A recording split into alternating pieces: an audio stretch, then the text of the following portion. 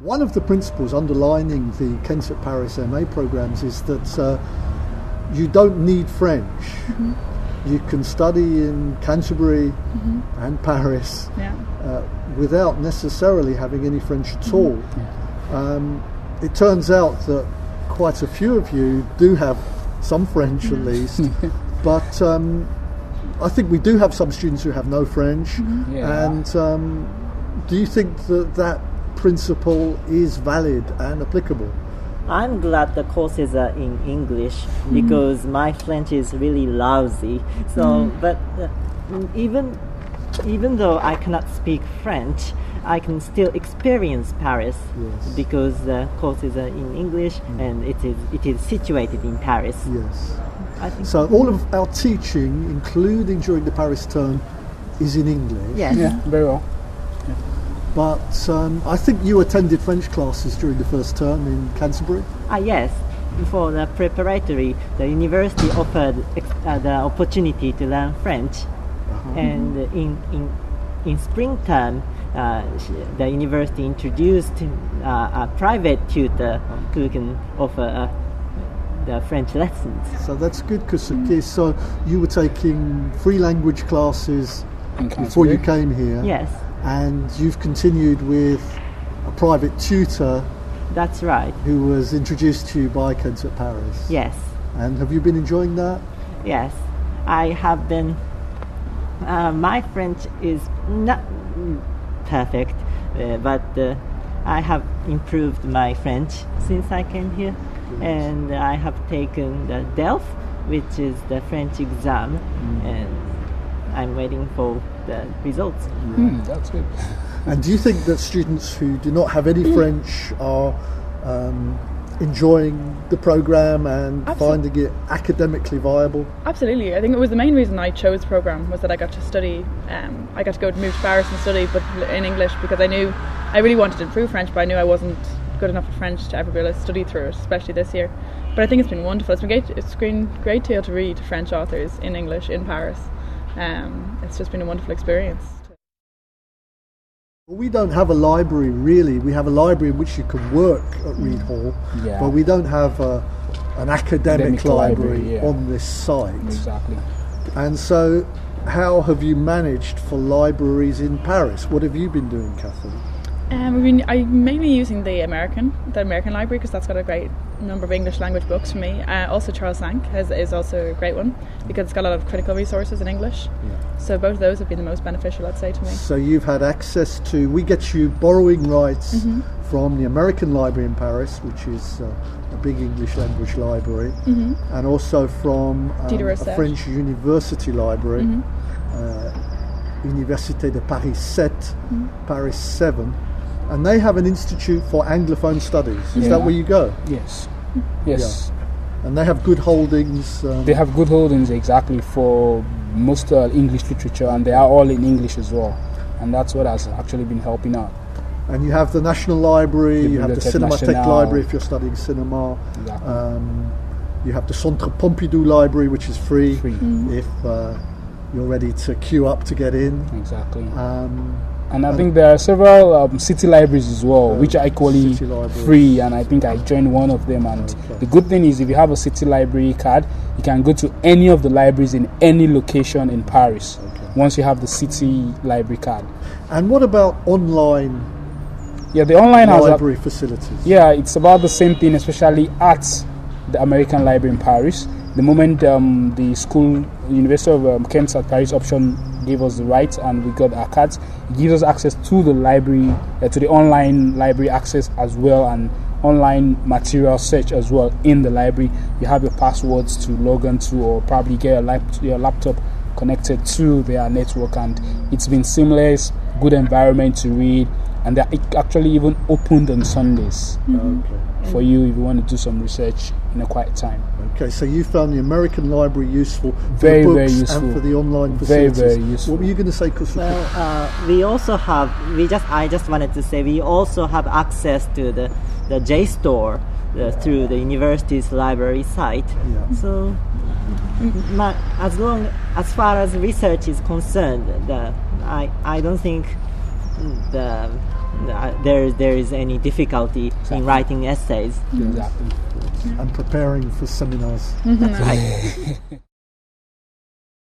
You got training during the term in Canterbury that prepared you supposedly for the term in Paris. Absolutely, yeah. So even apart from training, actually, probably maybe thanks to Professor Reed and Rosie Jones as well. Apart from the trainings, they actually went out of their way to organize night outs just to probably get us together as a family, coming to Paris, giving us their own personal experiences from the previous year, and we were done at specific intervals in the autumn term that were kind of strategic and kind of morale boosting sort of outings for us in Canterbury, and I think I really appreciated that personally. Well, that's very good of you to say that, Mohiz. It's true, we try and make sure that all the students know each other. Exactly. And we deal with any worries and do provide you with information and warnings about things you need to be careful of when you get to the big city, and all of that in Canterbury before you come here. Exactly. Okay, well, we're sitting here in Reed Hall, and I'm with Kosuke Fujiki from Okinawa and Mohiz Busari from Nigeria, two of our top Kent at Paris postgrads, and they're studying respectively MAs in film studies and in post-colonial studies. And I'd just like to ask you, what were your motives in coming all this way to take a Kent at Paris MA? Well, motives. Well, when I applied to this university, I thought it will be very nice to study in two cities in 1 year, because in UK it's really convenient that we can achieve a MA in 1 year, because in Japan it takes 2 years. And also I was really fascinated by the idea that we can study in Canterbury as well as in Paris. Excellent. So you felt it was economical and efficient to do an MA in 1 year? That's right, and also in terms of experience. And good experience being able to study in two European cities. That's right. Canterbury and Paris. Yes. That's interesting. What about you, Mohiz? Yeah, well, for me, actually, the primary motive is probably to be able to improve my French, because I've actually been a student interested in the French language from Nigeria. So I was scouting to do my postgraduate actually in the UK, because its language of thought is English language. I couldn't come all the way to France to do that. So on coming across Kent at Paris program, I was like, yes, this is what I needed. 2 cities, 1 French, 1 English. I'll be taught in English both ways, but then I'll get to see Europe and I'll get to achieve my master's. So it's like killing 2 birds with a stone, improving my French and in the long run getting my MA degree. Excellent. And have you found that the modules and the teaching have differed between the autumn term spent in Canterbury and the spring term spent in Paris? What do you think, Mohiz? Well, I wouldn't, from my own angle, looking at it from the post-colonial angle, because I'm doing full studies, post-colonial studies, actually, I wouldn't say it differed. But what I would say as a difference is that the bulk of what we're doing here in Paris has to do with things we can relate with. Unlike Canterbury, here in Paris, most of our modules, we actually get to visit the museums we talk about, visit the houses of the writers we read about, get to walk on the same streets of the writers we read about, get to see places that are probably where there are settings in their literary or fictive worlds. We get to see places like that, just like probably when we did the module on when you taught us on Hemingway's Movable Feast in Paris. I was able to identify with Place Saint-Michel, Shakespeare and Company, and several other places which Hemingway and several other great writers actually probably walked on the same street or sat or wrote from the same cafes. Okay. So that's probably the difference, that what we get in class, we equally get to experience real time on the streets here in Paris. Okay, so the texts you're studying here in Paris seem to you to be relevant to the experience of living in Paris. Exactly. And you get to visit relevant same places associated with the text Exactly. you're So it studying. gives it like more like a comprehensive feel or a comprehensive apprehension of what we've been learning. And are you finding that, Kosuke? Well, there is a difference because in Canterbury, all my classmates are film majors, although they have different backgrounds. Yeah. So in a way, I was among specialists in Yes, film. yes. But in Paris, I'm the only film major, Yes. and all the other students are studying different things. Okay. So I think I am getting a different perspective. Right. Yes.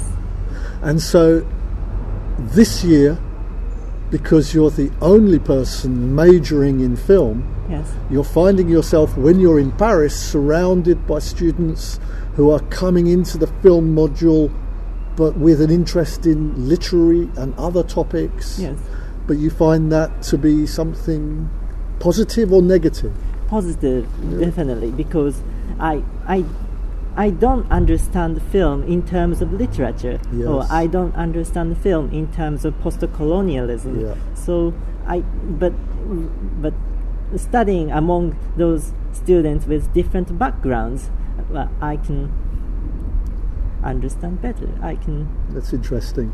And can you tell us about the syllabus on the film module here in Paris? Yes, in film modules, we are majorly dealing with Paris and modernity. Yeah. So we start with the first Lumière films and the Georges Méliès films, Okay. and we go on to the Louis Feuillade, which Okay. is the crime serials in 1910s, Yeah. and also then we go on to the 1930s, where John Epstein and René Clair made films, and then we go on to the Jean-Luc Godard and New Waves. Good. So I guess that while you're studying film here in Paris, the films you're watching and working on are from French cinema That's right. and relevant to being in Paris. But we also studied one film by Peter Greenaway. Oh yeah. Well, he's very popular in France. Yes. That's right. More so than in the UK, probably. Okay. So, have you felt that there have been experiences which have matched your expectations coming to this international MA program, Kosuke, or have you been surprised by the way your experience has developed? Well, I was surprised, but in a good way, because in Paris there are a lot of exciting events every time. So, for example, there are conferences, expositions, and there are many screenings of old films at the Cinémathèque. Mm-hmm. So, it's very stimulating to live in Paris and study in Paris. And on the other hand, in Canterbury, it is a very quiet town, so which is not too bad. I could concentrate and I could study very intensively. Yes. So in this year, I can experience the two different kinds of mode of learning, Yes. and which is very good. Good.